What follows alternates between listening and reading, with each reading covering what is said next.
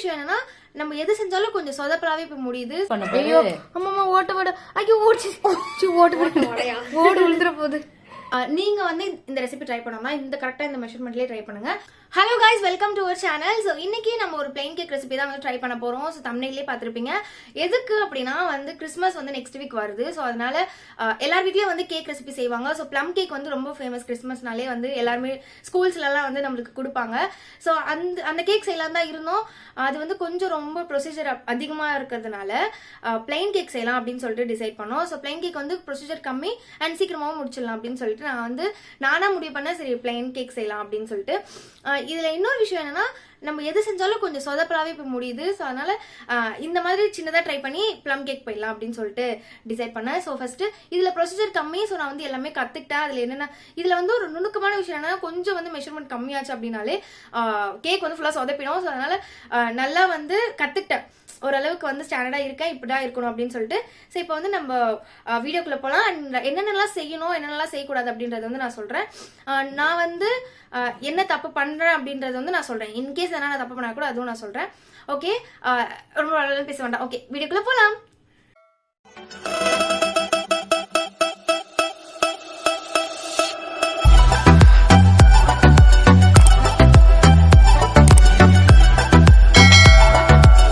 First வந்து நான் ஒரு பவுலும் அண்ட் ஸ்ட்ரெயினரும் எடுத்துக்கிட்டேன். 1/2 கப் மெஷர்மெண்ட்டில் வந்து நான் 1/2 கப் மைதா எடுத்துக்கிறேன். அண்ட் ஃபுல்லாக இதை வந்து நம்ம ஜலிக்க போகிறோம்.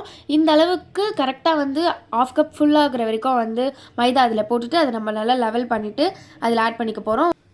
நம்ம ஃபுல்லாக எடுத்த மைதா வந்து இதில் நம்ம கொட்டி ஜலிக்க போகிறோம். நான் டக்குன்னு வந்து ஜலிக்க போயிட்டேன். இல்லை ஜலிக்கக்கூடாது. இதில் வந்து நம்ம baking soda, baking powder, baking soda வேறு, பேக்கிங் பவுடர் வேறு. ஸோ நான் வந்து பேக்கிங் பவுடர் வந்து ஒரு 1/4 ஸ்பூன் ஆட் பண்ணிக்க போகிறோம். அண்ட் இந்த ஸ்பூன் வந்து 1/4 டீஸ்பூன் மெஷர்மெண்ட்டில் இருக்கும். இது 2 வாட்டி நம்ம பேக்கிங் சோடா போட்டுட்டு பேக்கிங் பவுடரில் பாதி பேக்கிங் சோடா நம்ம வந்து அதில் ஆட் பண்ணிக்க போகிறோம். நான் வந்து இதிலே மிக்ஸ் பண்ணிக்கலாம்னு சொல்லிட்டு விஸ்க வச்சு நான் அதில் நல்லா கிளறிட்டே இருந்தேன். சரி இப்படி மிக்ஸ் பண்ணக்கூடாது, ஜலிச்சு தான் எடுக்கணும் அப்படின்னு சொன்னாங்க. ஸோ அந்த மைதா ஃபுல்லாத்தையும் நான் ஜலிச்சே எடுத்துக்கிட்டேன். இந்த மாதிரி ஃபுல்லாக ஜலிச்சதுக்கு அப்புறமா அந்த மைதாவும் நம்ம ஆட் பண்ண baking powder and baking soda எல்லாமே வந்து நல்லா மிக்ஸ் ஆகிறதுக்காக நம்ம இந்த மாதிரி விஸ்க வச்சு நல்லா அதை வந்து கலந்து விட்டுக்கிறோம். அண்ட் சின்ன சின்ன பார்ட்டிகல்ஸ் கூட அதில் வந்து தனியாக இருக்கக்கூடாது அப்படின்னு சொல்லியிருந்தாங்க. அண்ட் ஃபுல்லாக ஜலிச்சதுக்கு அப்புறமா தனியாக எடுத்து வச்சுட்டு ஒரு பவுலில் வந்து முட்டை உடைச்சி ஊற்றணும். அதுல பீட் பண்ண ஐயோ அம்மா ஓட்ட விட ஐயோ ஓடு விழுந்துற போகுது. ஐயோ மை காட். 2 முட்டை நான் இந்த மாதிரி உடச்சி ஊற்றிக்கிட்டேன். அண்ட் செம்ம ஃபன்னாக போச்சு நம்ம கேக் செய்யும் போது. அண்ட் இந்த முட்டையை வந்து நல்லா பீட் பண்ணி எடுத்துக்கணும். நல்லா வந்து விஸ்கு வச்சு நல்லா பீட் பண்ணணும். நம்ம இப்போ தான் ஃபர்ஸ்ட் டைம் கேக் ட்ரை பண்ணுறோம். ஸோ பீட்டர்லாம் எங்கள் வீட்டில் கிடையாது. அதை எப்படி யூஸ் பண்ணணும்னு எனக்கு தெரியாது. மேபி நான் வந்து அதை கற்றுக்கிட்டேன்னா நல்லா யூஸ் பண்ண கற்றுக்குறேன். அண்ட் எல்லா பிகினருக்கும் வந்து ஃபஸ்ட்டு விஸ்க் வச்சே வந்து ப்ராக்டிஸ் கொடுத்துக்கணும் அப்படின்னு வந்து சொல்லியிருந்தாங்க. ஸோ நான் வந்து நல்லா இந்த மாதிரி முட்டையை மிக்ஸ் பண்ணிவிட்டு இதில் ஒரு பிஞ்ச் அளவுக்கு சால்ட் மட்டும் ஆட் பண்ணி நல்லா வந்து மிக்ஸ் பண்ணிக்கணும். சால்ட் வந்து ஒரு பிஞ்ச் கூட இல்லை, ஒரு பிஞ்சுக்கு கொஞ்சம் கம்மியாக தான் வந்து ஆட் பண்ணணும்னு சொல்லியிருந்தாங்க. ஸோ நெக்ஸ்ட் இன்க்ரீடியன்ட் பார்த்தீங்கன்னா பைனாப்பிள் எசன்ஸ் வந்து இதில் ஆட் பண்ண போகிறோம். என்கிட்ட வெனிலா எசன்ஸும் இருக்குது. பைனாப்பிள் எசன்ஸ் வந்து போட்டால் வந்து இந்த டீ கடை கேக் எப்படி இருக்குமோ அந்த மாதிரி இருக்கும்னு வந்து சொல்லியிருந்தாங்க. ஸோ இந்த மாதிரி நான் ட்ரை பண்ணலாம் அப்படின்னு சொல்லிட்டு இதுக்காகவே பைனாப்பிள் எசன்ஸ் வாங்கிட்டு வந்தேன். அண்ட் இது கூட ஆட் பண்ணி நல்லா அதை வந்து பீட் பண்ணி எடுத்துக்கணும். ஃபுல்லாக மாற்றி ஆளுக்கு மாற்றி பீட் பண்ணிக்கணும். அது ஃபுல்லாக நல்லா நுர வர கன்சிஸ்டன்சியில் இருக்கணும். ஒரு 15 மினிட்ஸாக மாற்றி பீட் பண்ணக்கப்புறமா இந்த மாதிரி தான் இருந்துச்சு. அண்ட் கொஞ்சம் வந்து நுர இருக்க மாதிரி இருக்கணும். நெக்ஸ்ட்டு வந்து நம்ம சுகர் வந்து பவுடர் பண்ணி எடுத்துக்கிட்டேன். நான் ஃபுல்லாக இந்த மாதிரி ஒரு 1/2 கப்பில் சுகர், மைதா எவ்வளோ போட்டோமோ அதே மாதிரி 1/2 கப் வந்து சுகர் எடுத்து நான் நல்லா அதை வந்து கிரைண்ட் பண்ணிக்கிட்டேன். ஸோ சுகரை வந்து லெவலாக அந்த 1/2 கப்பில் மெஷர் பண்ணி அதை வந்து ஜலிச்சு எடுக்க போகிறோம். இது நார்மலாக நம்ம சுகரும் போட்டு பீட் பண்ணலாம். பீட்ரு வந்து நம்மக்கிட்ட இல்லை. ஸோ கரையிறதுக்கு ரொம்ப நேரம் ஆகும் போல். அதனால பெஸ்ட்டு நாங்கள் சுகரை பவுடர் பண்ணி வந்து மிக்ஸ் பண்ணிக்கலாம் அப்படின்னு சொல்லிட்டு பவுடர் பண்ணி எடுத்து வச்சுக்கிட்டோம். அண்ட் முட்டையில் வந்து ஒரு ஸ்பூனாக சுகர் பவுடர் ஆட் பண்ணி நல்லா மிக்ஸ் பண்ணிக்கணும். ஃபுல்லாக ஆட் பண்ணிட்டோம் அப்படின்னா ஃபுல்லாக வந்து மிக்ஸ் ஆகாது. அதனால கொஞ்சம் டைம் எடுத்து நாங்கள் ஒரு ஸ்பூனாக ஆட் பண்ணி சுகரை நல்லா அதில் மிக்ஸ் பண்ணிட்டோம் எக்கில். அண்ட் இந்த மாதிரி வந்து பீட் பண்ணிகிட்டே இருக்கணும். கொஞ்சம் நேரமாச்சு இந்த மாதிரி பீட் பண்ணணும். அப்போ தான் அது ஒரு மாதிரி உப்பி வரும். ஸோ இந்த மாதிரி கன்சிஸ்டன்சியில் ஆனதும் ஒரு ஸ்பேட்சில் வச்சு ஃபுல்லாக அந்த கார்னரில் இருக்க எக்ஸ்ட்ரா மைதா அண்ட் இதெல்லாம் இருக்கும். ஸோ அதனால் நம்ம அதை ஒன்றா சேர்த்து நல்லா அது மிக்ஸ் பண்ணிக்கணும். அண்ட் விஸ்க்கு வச்சு சும்மா நம்ம இப்படி பண்ணி பார்க்கணும். அது வந்து ரொம்ப கட்டியாக இல்லை அப்படின்னா கரெக்டான கன்சிஸ்டன்சியில் இருக்குன்னு அர்த்தம். ஒரு 1/4 கப் அதாவது 30 ml அளவுக்கு நம்ம அதில் ரீஃபைண்ட் ஆயில் சேர்க்க போகிறோம். ரீஃபைண்ட் ஆயில் சேர்த்து தான் ஆயில் ஸ்மெல் வராது. ஸோ எந்த கடையிலேருந்து தேங்காய் எண்ணெய் அந்த மாதிரிலாம் யூஸ் பண்ணக்கூடாது இதில்.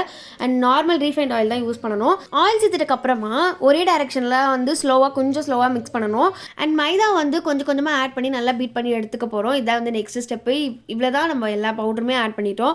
நம்ம என்னென்ன எடுத்து வச்சோமோ எல்லாமே ஆட் பண்ணிட்டோம். அண்ட் ஃபைனல் ஸ்டேஜுக்கு வந்துட்டோம். ரொம்ப சந்தோஷமாயிடுச்சு எனக்கு அப்போ செய்யும் போது. அண்ட் என்னன்னா மிக்ஸ் பண்ணிகிட்டே இருக்கிற மாதிரி இருந்துச்சு, அந்த இது பீட்ரு இல்லாமல். எப்படா முடியும் இந்த மிக்சிங்கா அப்படின்னு கேட்குற அளவுக்கு ஆயிடுச்சு. ஸோ ஃபுல்லாக மாற்றி மாற்றி பீட் பண்ணதுனால எங்களுக்கு அந்த கஷ்டம்னு தெரியல. அண்ட் நாங்கள் ஒரு 3 பேர் வந்து சேர்ந்து அதை வந்து மிக்ஸ் பண்ணிட்டு இருந்தோம். ஃபன்னாக போச்சு, செம்ம ஜாலியாக போச்சு.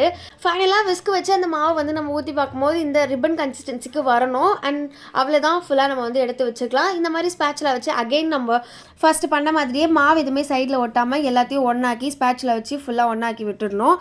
ப்ரீ ஹீட் பண்ணுறதுக்காக கேஸ் ஆன் பண்ணி நான் ஒரு கடாய் வச்சுக்கிறேன்.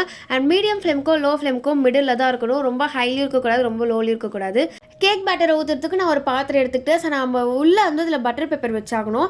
அது நான் பேக் சைடில் அளவு வச்சு கரெக்டாக அது உள்ளே செட் ஆகிற மாதிரி நான் கரெக்டாக அளவு வச்சு நான் பட்டர் பேப்பரை வந்து தனியாக எடுத்து அதை வச்சுக்கிறேன். இப்போ அந்த பாத்திரத்தில் வந்து ஆயில் ஊற்றி ஃபுல்லாக நம்ம அதில் ஆயில் தடவ போகிறோம். அண்ட் இந்த மாதிரி ஃபுல்லாக தடவுனதும் கட் பண்ணி வச்சிருந்த பட்டர் பேப்பர் எடுத்து நான் அதில் செட் பண்ணிக்கிறேன். அண்ட் சைட் கார்னர்ஸில் வந்து மைதா ஃபுல்லாக ஸ்ப்ரெட் பண்ணி விடணும். ஸோ மைதா வந்து கொஞ்சமாக ஆட் பண்ணி ஃபுல்லாக இந்த மாதிரி வந்து ஸ்ப்ரெட் பண்ணி விட்டுக்கலாம். எல்லா கார்னர்ஸில் எல்லா இடத்துலையுமே மைதா வந்து இருக்கணும். அப்போ தான் கேக் வந்து பாத்திரத்தில் ஒட்டாது, ஸ்மூத்தாக வரும். ஸோ இந்த மாதிரி ஃபுல்லாக பாத்திரத்தை பண்ணக்கப்புறமா இதில் கரெக்டாக சென்டர் ஆஃப் தி பாயிண்டில் சென்டரில் அந்த கேக் பேட்டர் வந்து நம்ம இதில் ஊற்ற போகிறோம்.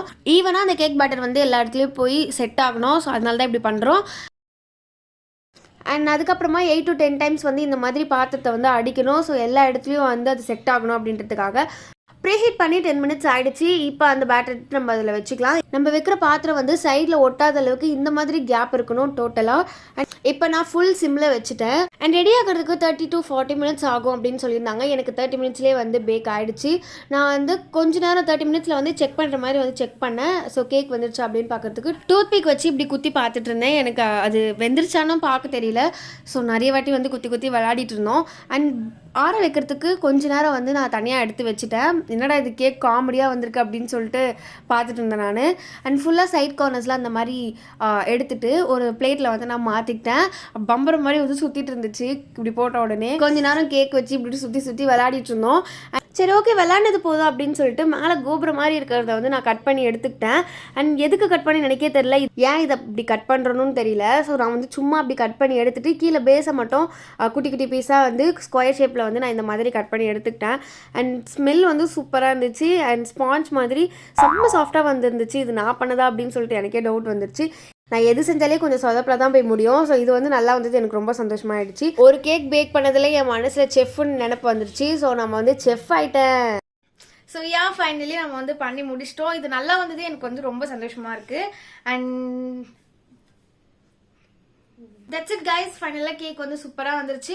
அண்ட் நான் கொஞ்சம் பயந்துட்டே இருந்தேன் எப்படி வருமோ அப்படின்னு சொல்லிட்டு நான் கரெக்டாக டைமுக்கு ஆஃப் பண்ணுறதுலேருந்து எல்லாமே வந்து கரெக்டாக பண்ணிட்டேன். அண்ட் ஸ்மெல் வந்து சூப்பராக இருக்குது. அந்த பைனாப்பிள் எசன்ஸ் நம்ம வந்து ஆட் பண்ணோம்ல, அந்த ஸ்மெல் வந்து நல்லா இருக்கு. நீங்கள் வந்து இந்த ரெசிபி ட்ரை பண்ணோம்னா இந்த கரெக்டாக இந்த மெஷர்மெண்ட்லேயே ட்ரை பண்ணுங்க. அண்ட் ஃபர்ஸ்ட் டைம் செய்யறதுனால இந்த கேக் வந்து எப்படி அரேஞ்ச் பண்ணணும் அண்ட் எப்படி கட் பண்ணணும் அதெல்லாம் எனக்கு சுத்தமாக தெரியல. ஓகே கைஸ், இந்த வீடியோ உங்களுக்கு பிடிச்சிருந்துச்சு அண்ட் என்ன உங்களுக்கு பிடிச்சிருந்துச்சு அப்படின்னா மறக்காம நம்ம சேனலுக்கு சப்ஸ்கிரைப் பண்ணிக்கோங்க. இந்த வீடியோக்கு ஒரு லைக் கொடுத்துக்கோங்க.